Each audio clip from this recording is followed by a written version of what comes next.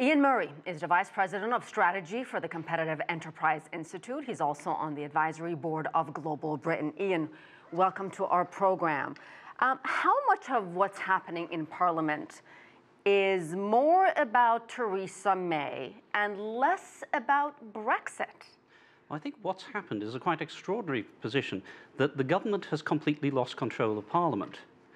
And that is probably Theresa May's fault, because she has taken a position which people on her left on the party and people on her right in the party both disagree with for different reasons. This has led to her losing control of Parliament. And the trouble is that the British parliamentary system, especially since the passage of the Fixed Term Parliament Act, is predicated on the idea that the government has control. So we're in uncharted territory here. So what do you make of what's actually happening with these 8 alternate plans? Are any of them do any of them have a chance? And the fact that each one of these is actually non-binding. So what is the point of all this? Well, that's a very good question. Parliament cannot take charge of the negotiations. The EU has already said it only deals with executives. Parliament is a legislature. It's not going to be able to take charge of the negotiations. And so far, what we've seen in the parliamentary debates is that there isn't a majority for anything. There's majorities against a lot of things, but there's not a majority for anything. Possibly the one that has the nearest chance of getting majority is something that they're calling Norway or Norway Plus, which is a sort of soft Brexit. But even that has its detractors on both sides. What about a second referendum? I think that there are a lot of MPs who'd be very wary of going on the record of voting for a second referendum.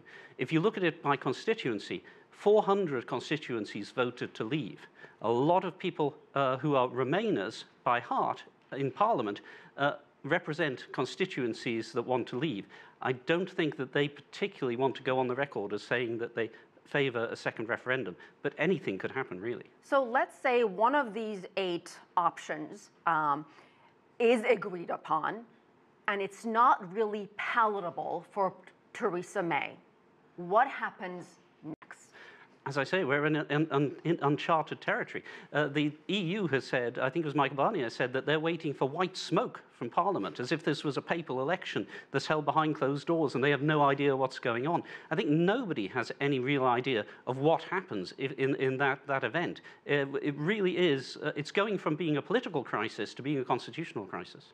How polarized is Britain right now? I mean, you just said we're in uncharted territories. Is this country deeply divided, kind of like the United States is deeply divided right now?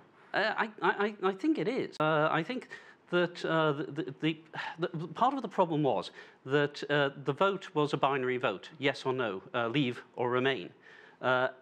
And a lot of people have had feelings that, yeah, we'd probably like to go, but would like to maintain close relations with Europe and so on.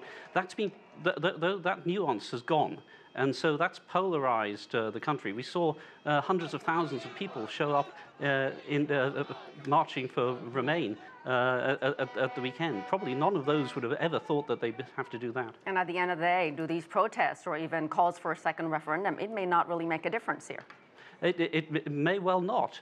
In the end, the parliamentary system says that Parliament and the Crown decide together what happens. At the moment, the Crown, in the shape of Theresa May's government, is marginalised, so we remain to see what will happen. Again, as Iain put it, we are in uncharted territories in British politics. Iain, thank you so much.